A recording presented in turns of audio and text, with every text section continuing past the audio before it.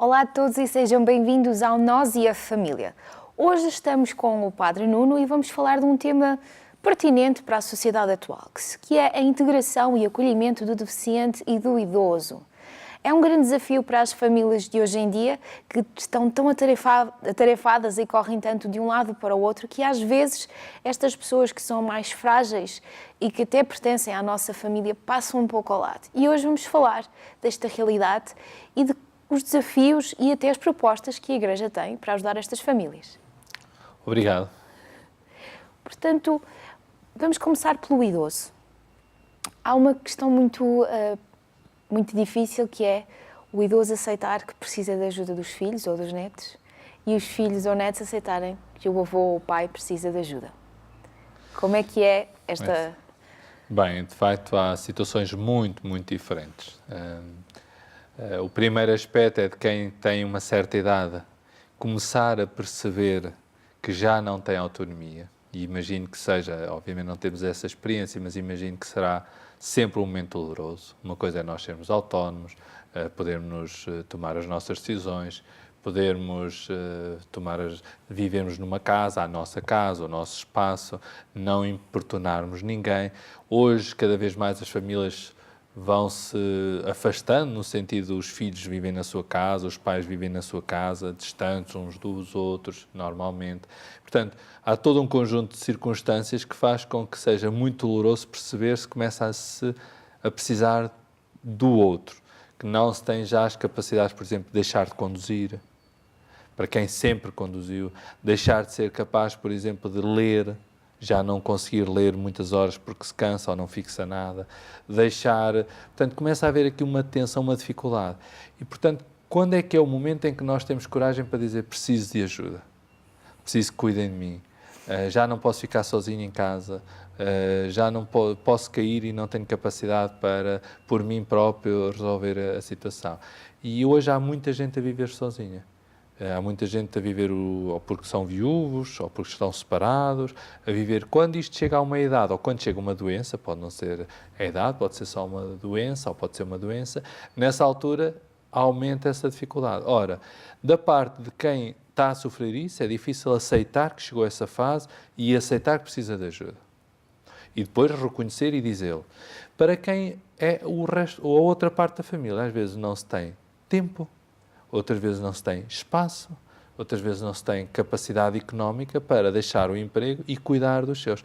É óbvio que há fórmulas, às vezes, em alguns locais de trabalho, alguns podemos pedir um tempo para cuidar de um familiar, mas é sempre difícil. E depois uma coisa é ter uma vida ativa, de escola, de trabalho profissional numa área específica, a nossa área específica, e depois outra é deixar tudo isso para ficar em casa 24 horas a cuidar de um familiar. Ou então trazê-lo para a nossa casa, ou trazer para a casa onde há os netos, os filhos, toda a vida. E depois é difícil para todos, porque quem está a chegar a uma casa nova não tem o cheiro da sua casa, não tem o seu quarto, não pode estar à vontade, depois os horários de cada um é diferente, depois há os netos, depois fazem barulho, depois à noite ainda há barulho em casa, depois os outros... E isto, articulações difíceis, muito difíceis. Portanto, é sempre um processo de bastante dificuldade. Eu acho que nunca devíamos culpar ninguém, nem devemos procurar julgar ninguém. Devemos perceber a dificuldade e a complexidade para uns e para outros, chegada a esta altura, de ter que lidar com esta situação, passa a expressão. Exatamente. A família é, então, podia dizer, uma instituição um bocadinho pressionada, tanto pelas exigências da sociedade, porque depois o pai e a mãe trabalham, os filhos vão à escola, o avô ou a avó precisa de ajuda e, portanto, quase que nem se encontram em casa. De que forma é que a Igreja consegue ajudar estas famílias que estão neste corre-corre da vida? Bem, há uma dimensão que eu acho que é sempre muito importante e é quase sempre esquecida, que é a dimensão espiritual. E quer em idosos, sobretudo em idosos, que é qual é a relação espiritual deste idoso? O que é que ele gosta de fazer? Gosta de rezar o terço? Gosta de ir à missa? Os filhos, por exemplo, não vão, não rezam o terço. Àquela hora querem ver notícias ou querem ver o Preço Certo ou outro canal, outro programa qualquer de televisão. Então, há aqui uma tensão, há aqui uma dificuldade, há aqui qualquer coisa que... E a questão é cuidar da dimensão espiritual de cada uma das pessoas. Ou o contrário, imagino que os filhos são pessoas praticantes, têm uma vivência, e os pais, estas pessoas mais idosas, não têm, não concordam, não fazem de propósito para que cheguem naquela hora. Não sendo tão comum, é possível. Então, há aqui tensões, articulações também difíceis. O que é que a Igreja faz por estas pessoas? A primeira coisa, eu faço parte de uma diocese, por exemplo, em que muitas paróquias procuraram ter um centro social paroquial. Este centro social paroquial, desde logo, muitos deles, totalidade, têm centro de dia. O que é isso? Os idosos, ou normalmente pessoas idosas, vão de manhã a uma carrinha, um meio de transporte, vai buscá-los a casa e leva-os para um lugar, para um espaço comum, onde eles passam o dia, onde têm uma refeição, pelo menos, em que cozinhada, tudo isso, e ao final do dia regressam a casa, ou autonomamente, ou alguém os transporta. Este trabalho, parecendo pouco, é muito importante, porque permite que as famílias possam continuar os seus trabalhos, porque muitas delas mesmo não se podem dar ao luxo de prescindir do seu local de trabalho. E também não há aquela pressão diária de manhã à noite a estar com uma pessoa, é muito cansativo. Se a pessoa estiver numa fase de demência, de Alzheimer, de tantas situações que são complicadas para ambas as partes, se houver consciência de ambas as partes, mas sobretudo para o cuidador, porque depois o cuidador começa a entrar ele próprio começa a precisar de ser cuidado, ou seja, a pressão é tanto, o desgaste é tanto, que entra naquilo que tecnicamente chamam burnout, que é quase queimou-se cuidar o outro, ficou ele por cuidar, esse cuidador. Então, esse processo alivia bastante e é muito importante. E eu acho que isso foi feito a partir das comunidades cristãs com muita consciência e muito oportunamente. Isso fez com que depois também se passasse por casa, lavasse a casa, em alguns sítios. Idosos ainda que têm alguma autonomia, que os filhos vivem longe, eles fazem essa relação natural com o centro de dia. Outros e muitos também centros de dia desses alargaram as suas valências para os lares. Ou seja, conseguem, em alguns casos, ou temporariamente ou permanentemente, ter pessoas internadas. E isso não sendo o ideal, obviamente que poderíamos todos pensar num modelo ideal que não existe, mas muitas vezes é uma circunstância possível, a preços equilibrados, dentro daquilo que são os recursos, muitas vezes até muito insuficientes das famílias, mas há alguma possibilidade. Portanto, eu penso que houve uma resposta objetiva e técnica de muitas comunidades cristãs. De respostas, diria, menos estruturadas, mas também igualmente importantes. Voltando à questão da dimensão do acompanhamento ou da presença. O trabalho que os ministros da comunhão, em particular, fazem. Em algumas paróquias muito bem organizado, em que o ministro, depois da comunhão, vai visitar aquele idoso ou aquele doente, leva a Sagrada Eucaristia, leva a comunhão, fala-lhe um bocadinho da comunidade, fala-lhe do domingo, e a pessoa sente que a comunidade não o abandonou. Depois, um dia se pode ir em alguma festa, até vai à celebração, mas se não vai, hoje temos esta possibilidade de ver na televisão, no vosso e nos outros canais, e, portanto, temos muitos recursos até que nos permitem acompanhar a Eucaristia e, portanto, não é o ideal, bem sabemos, mas é o possível para quem está doente e o indicado para quem está doente e não pode sair de casa, ou é idoso nesse sentido. Então, há uma presença da comunidade. Depois, muitas vezes, os sacerdotes também passam, em épocas, sobretudo, do Advento e da Quaresma, depende também da organização das comunidades cristãs, e, portanto, há uma presença. Nunca é suficiente, mas há uma presença. Esta presença que a Igreja fez questão de que os idosos também sentissem ao longo da vida, há uma presença também para os cuidadores? Eu diria que não. Genericamente não há. Há indiretamente, ou seja, os cuidadores são muitas vezes os membros da própria comunidade cristã e, portanto, a comunidade cristã alimenta os seus membros, desde logo a Eucaristia. Mas não há tecnicamente uma resposta para os cuidadores. Aliás, nós estamos a acordar para isso, mesmo em termos da saúde, há não muito tempo.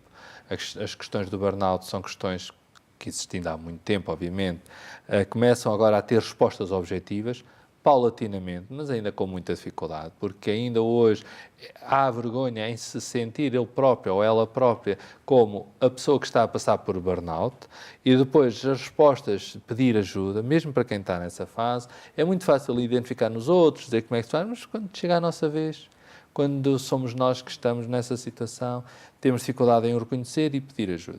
E depois, a Igreja está ainda mais distante dessa fase. A Igreja nisso, eu diria que é um pecado estrutural, que não é um pecado no sentido, é uma falta de amor. Porque a Igreja pede muito aos seus membros, em algumas circunstâncias, e dá-lhes pouco atenção nesses pormenores. É claro que tem respostas, mas cuidamos pouco daqueles que cuidam.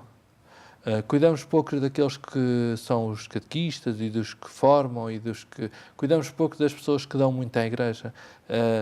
Temos todos, eu pecador me confesso, temos todos muita facilidade em pedir coisas. Precisamos, a comunidade cristã precisa, o padre muitas vezes até é o rosto desse pedido, e precisamos de si para o corpo, precisamos de si para ministro, precisamos de si para este trabalho, precisamos de si para aquele trabalho, gostávamos de contar consigo. Mas depois, é raro nós ligarmos para dizer está tudo bem. É uma das coisas que eu penso muito e tenho corrigido, penso que bastante bem nos últimos anos, que era deixar de ligar às pessoas só para pedir coisas, no contexto da comunidade cristã, mas ligar para dizer está tudo bem. Ouvi dizer que andava a passar um momento mais difícil, eu gostava de falar consigo. Então, Sr. Padre, precisa de alguma coisa? Não, era mesmo só para falar consigo. E há pessoas que não acreditam. É tão bonito quanto isto. Há pessoas que não estão preparadas para nós ligarmos só para dizer que queremos saber como é que estão. E elas dizem, o Sr. Padre deve ter alguma coisa. O que é que quer? Diga. Tipo, quer-me pedir o quê? Diga.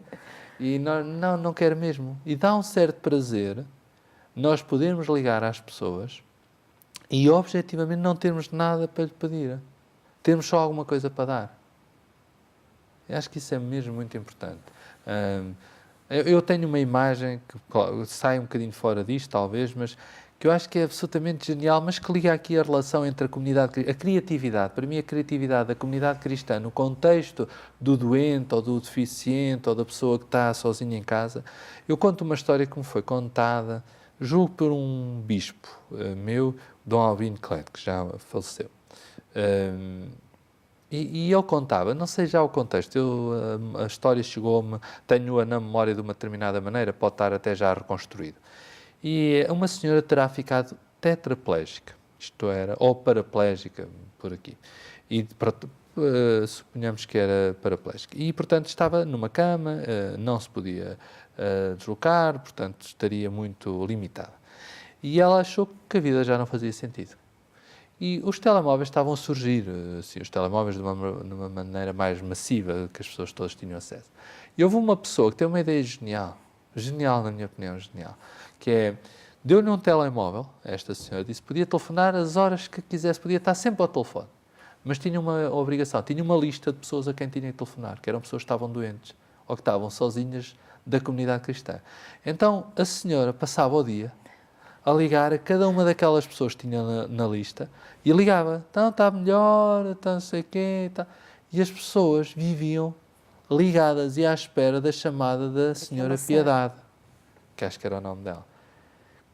Ela que estava ali esquecida, que estava ali como totalmente ignorada, que já não servia para nada, não podia ir à comunidade cristã, já era um peso para a sociedade, era um peso para a família, era um peso para a comunidade cristã, passou a ser o rosto mais próximo da comunidade cristã, para aqueles que estavam longe, para aqueles que estavam idosos, sozinhos, meio abandonados. Então ela, quando morreu, foi muito sentida aquela falta.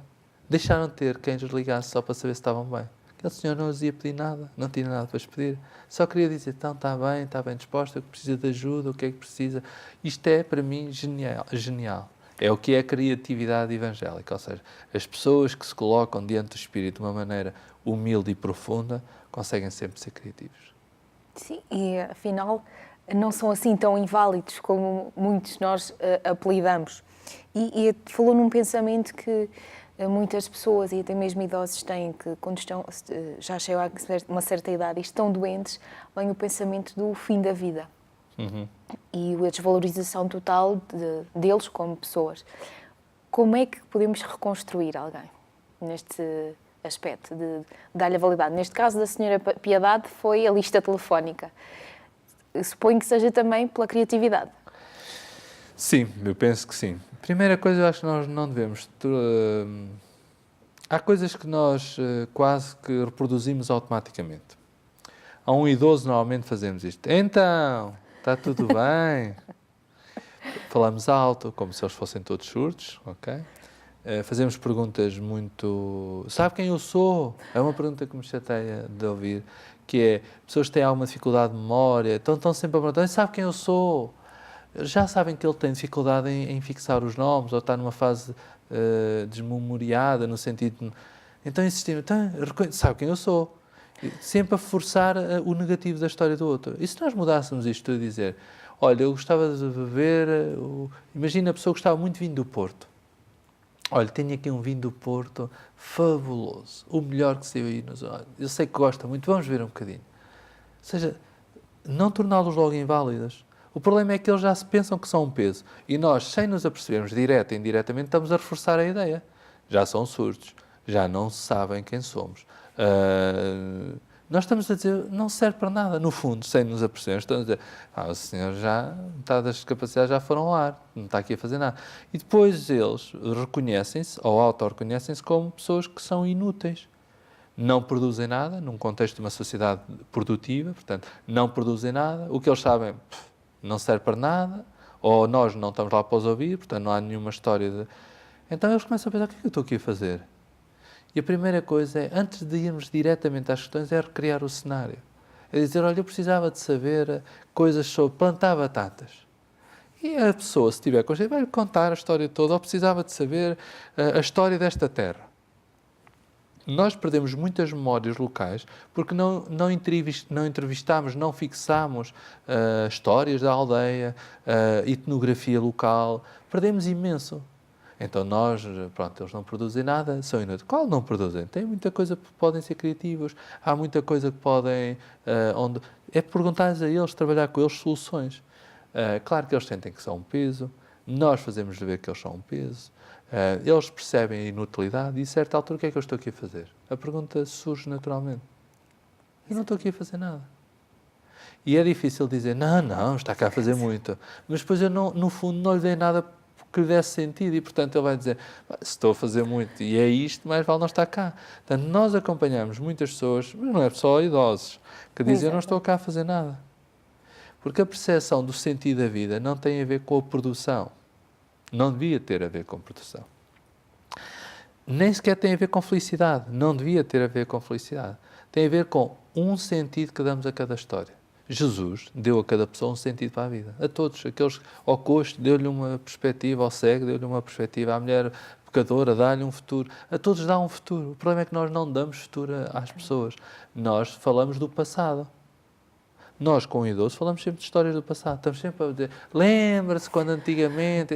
É bonito e tal, mas pronto, até porque podemos trabalhar as memórias antigas, que são as que estão mais fixas, as curtas vão desaparecendo, mas as antigas ficam. É bom fazer isto, mas tem projetos. Ainda vai plantar flores? Não. Vai semear flores? Não. Tem roseiras? Não. Gostava de... O que é que gostava de fazer? Eu gostava muito de ir a Fátima. Então, olha, vamos organizar isso, vamos um dia à Fátima. E gostava, porquê? Gostava muito de ir aos Valinhos, ver a casa. Muito bem, vamos lá um dia. Quando tiver sol, vamos lá. Olha, gostava muito de ir à Disneylândia. Não sei se algum idoso gostava, não sei. Mas imagino que alguém gostava. Vamos nos organizar, porque não vou fazer isso? Gostava muito de ir confessar-me. Gostava muito que o sacerdote viesse cá. Gostava muito de... Vamos trabalhar o futuro de cada história. Porque senão não há sentido para a vida. Então, sobre cada um desses futuros, nós também podemos ser criativos e dar futuro. E dar trabalho. Dar trabalho a toda a gente. Há na Igreja imenso trabalho por fazer, que podia ser feito por pessoas, por exemplo, reformadas, que são pela sociedade entendidos como pessoas inúteis, que já vivem só da reforma, portanto não produzem nada para a sociedade, diríamos assim. E depois nós, comunidade cristã, dizemos, pois, eu não tenho pessoas para abrir a porta, não tenho pessoas... Mas não é trabalhos menores, é ter uma pessoa para acolher. Um dia eu estive em São Paulo, no Brasil, e à entrada, acho que era da Catedral, penso que foi em São Paulo, e dizia assim, sala de escuta. Eu, sala de escuta. O que é isto? Então estava uma senhora sentada, tinha um letreiro a dizer, nós estamos aqui, eu estou aqui para o poder escutar, se quiser desabafar, se quiser falar, se tiver alguma dúvida, se quiser saber coisas sobre a paróquia, estou aqui. E a senhora estava a ler um livro. Portanto, um espaço quente, aquecido, organizado, tudo bem, com condições, e a pessoa estava numa sala de escuta brilhante. Ou seja, um espaço que pode ser feito por imensa gente numa comunidade, pessoas que são válidas, que estão reformadas ou que têm tempo. Voluntariado, há imenso voluntariado para fazer. Há muitas listas telefónicas para entregar, de pessoas a quem podem telefonar, de pessoas com quem... Há 1000 coisas para fazer. O problema é que nós usamos pouco a criatividade. Exatamente. E como não o fazemos muitas vezes no contexto cristão, depois nós perdemos oportunidades. Perdemos muitas oportunidades. E as pessoas, quando têm uma missão, são muito felizes. Quando têm uma missão, são muito felizes. Todas as pessoas. Nós também, cada um de nós. Porque se eu acordar de manhã e não tiver um emprego, se eu acordar de manhã e não tiver uma missão, se eu acordar de manhã e não tiver uma vocação, não tiver consciência de uma vocação, se eu acordar de manhã e não tiver nada para fazer nesse dia, a pergunta é objetiva: o que é que eu estou aqui a fazer? E a resposta é igualmente objetiva: nada. Nada, porque para mim não faz sentido estar aqui. Claro que Deus não pensa assim. Exatamente. Deus pensa: tu és o meu filho muito amado e eu tenho para ti uma missão grande. Gostava é que tu a descobrisses, ou gostava que alguém te ajudasse a descobrir. Ou eu dou criatividade para que a comunidade cristã te possa propor. Pronto. E às vezes a gente vive só do dinheiro, das preocupações. Há tanta coisa para fazer pelo voluntariado, há tanta coisa para fazer pela generosidade, há tanta coisa pela criatividade, tanta coisa. Mas nós estamos muito focados presente e passado, em vez de focarmos presente, futuro. Exatamente. E eu estava-me a lembrar até de uma história que o meu avô, portanto, neste momento tem Parkinson, está numa fase ainda muito principiante. E ele, então, pronto, de vez em quando, todos os dias tem uma ideia nova para fazer. Aqui há uns dias já queria tocar, portanto, a harmónica, portanto, todos os dias tinha uma nova. Uma delas resolveu fazer bengalas. Então agarrava os ramos, agarrava as coisas e ia fazendo uma bengala. Ele tinha para ali umas 10 ou 20 bengalas feitas e eu não sabia que havia de fazer bengalas. Nisto há uma atividade de catequese em que era necessário um cajado. Pois bem, eu liguei ao meu avô e digo: avô, eu preciso não sei quantos cajados, tu arranja-me os cajados. E ele, todo contente, veio-me entregar os cajados. No final da atividade, os cajados tinham sido coloridos com fitas. Então entregamos ao meu avô e o meu ficou extremamente orgulhoso porque tinha as fitas dos cajados. E, portanto, acho que assim, devemos apostar muito na criatividade e também escutar os nossos mais velhinhos que ainda têm muito, muito para dar, nem que seja aquelas histórias engraçadas que contam ou até mesmo aprender a simples costura, que muitos idosos ainda hoje a fazem. E é com esta reflexão que vamos para um curto intervalo.